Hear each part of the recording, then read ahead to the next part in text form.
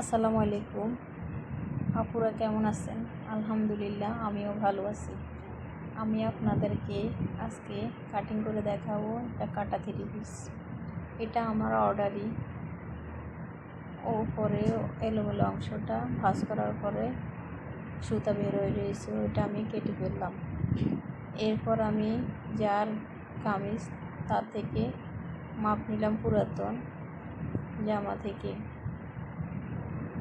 এখন আমি দোনো কাঁধের ফুট গলা বলে ওইটার মাপ নেব। ওইখানে মাপ হয়েছে 14 ইঞ্চি, সামনে পেছনে 7 ইঞ্চি। এখানে এটা বডির মাপ।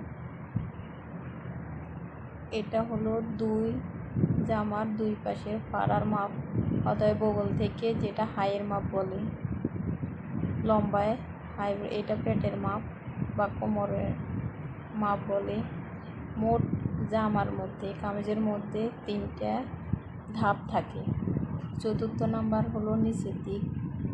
আমি এখন মাপ নিচ্ছি ওই জায়গাটাকে, নিচের দিক এই 4টা দাগ থাকে চওড়াতে।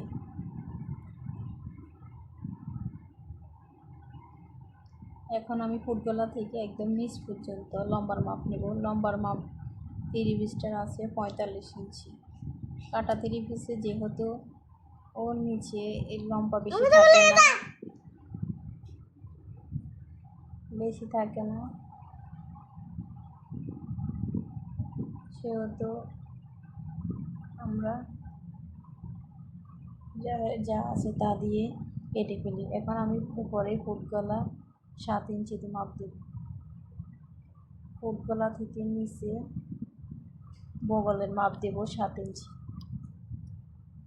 এরপর 7 ইঞ্চির নিচ থেকে আমি পাড়া পর্যন্ত বডির মাপ 14 ইঞ্চি দিয়েছি। কারো কারো ক্ষেত্রে আমি লম্বা যারা কম তাদের ক্ষেত্রে আমি 13 ইঞ্চি দিই।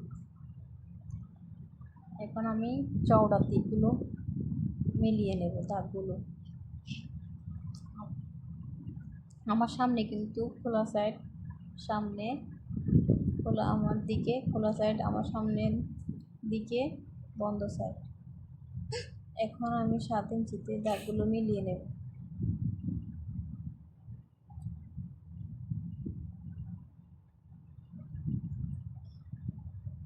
এটা হলো 45 ইঞ্চি লম্বার মাপ। এই চওড়াতে আমি এখন বডির মাপ নিচ্ছি। এটা বডির মাপ নেবেন আর সেলাইয়ের জন্য 1.5 ইঞ্চি রাখবেন। আর এটা হচ্ছে পেটের মাপ বা কোমরের মাপ বলে কেউ কেউ। বডি থেকে সব সময় যে কোনো মাপেরই বডি থেকে 1 ইঞ্চি কম দিবেন পেটের মাপ। প্রায় সময় কোমরের পাড়ার মাপ আর বডির মাপ মানুষের একই হয়ে যায়। আর এখানে সেলাইয়ের জন্য রাখবেন 1 ইঞ্চি। তাহলে আপনারা যখন সাইড সেলাই করবেন তখন সেলাইটা কাপড় বেশি হবে না, একদম সমান করে মিলিয়ে যাবে। আর যদি 1.5 ইঞ্চি উপরে ওইখানে 1.5 ইঞ্চি রাখবেন, বডিতে 1.5 ইঞ্চি রাখবেন, কোমরে রাখবেন 1 ইঞ্চি। তাহলে সেলাইটা যখন নিচের দিকে চওড়া দিক থাকে তখন সেলাই করার সময় কোনা বের হয়ে যায় কাপড় বেশি হলে। 1 ইঞ্চি রাখবেন সেলাইয়ের জন্য। এখন বগলের দিকে রাউন্ড শেপ করে নিলাম, দাগগুলো মিলিয়ে নিলাম। বডি থেকে কোমরের মাপ, কোমর থেকে সাইড পাড়া পর্যন্ত হিপের মাপ। এখন আমি ওই শেপ কাট দিয়ে নিচ পর্যন্ত মিলিয়ে নেব।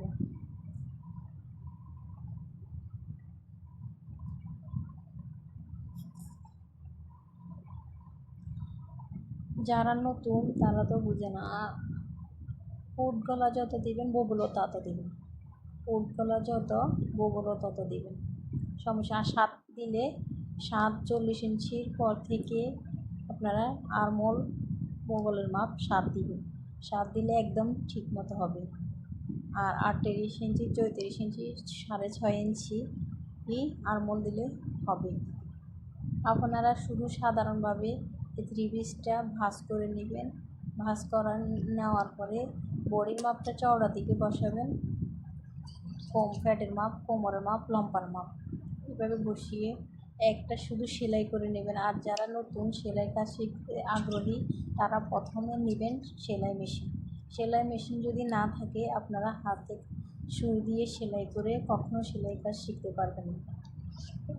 বগলের বা বেঁচে থাকা কাপড় দিয়ে আপনারা গলার বসাতে পারবেন। আর পেটের দিকে চাকান বসাবেন, কোমরে 2 পাড়ার দিকে চাকান বসাবেন, বডির দিকে চাকান বসাবেন। তাহলে নিচে ওই পেছনের অংশ সামনের অংশ দুটো মিলে যাবে। চাকানে চাকানে মিললে তাহলে বড় আর ছোটো হবে না, কোনা বের হবে না। এটা আমি পিছনের পার্ট রেখে দেব। সামনের পার্টের কথায় আসুন। এখন আমি সামনের পার্টে 1/2 ইঞ্চি তালপাট কেটে নেব। তালপাট বগলের সামনে দিয়ে একটু কুচি একটা থাকে, ওইটার জন্য মানুষ তালপাট কাটে। আর আমি যাদের গলার সামনে চলে আসে, আমরা তো মনে করি গলা অনেকজনের গলার সামনে চলে আসে, তাই আমরা এটার জন্য বলি যে কেন আসে। জামার দোনো পাট কেটে নেওয়ার পরে সামনের পাটে 1/2 ইঞ্চি উপর দিয়ে ফুট গলার উপর দিয়ে কেটে ফেলবেন, তাহলে আর গলা কখনো সামনে পিছনে আসবে না। এগুলো হচ্ছে হাতার কাপড়। হাতার কাপড় যেহেতু এই 3 পিসের মধ্যে হাতার কাপড় কম, তাই এখানে বগলে জয়েন্ট দিতে হবে। 1 ইঞ্চি আমি সেলাইয়ের জন্য রাখলাম। এরপর হাতের মুহুরি 6 ইঞ্চি নিলাম, সেলাইয়ের জন্য 1 ইঞ্চি নিলাম, লম্বায় 17 ইঞ্চি নিলাম।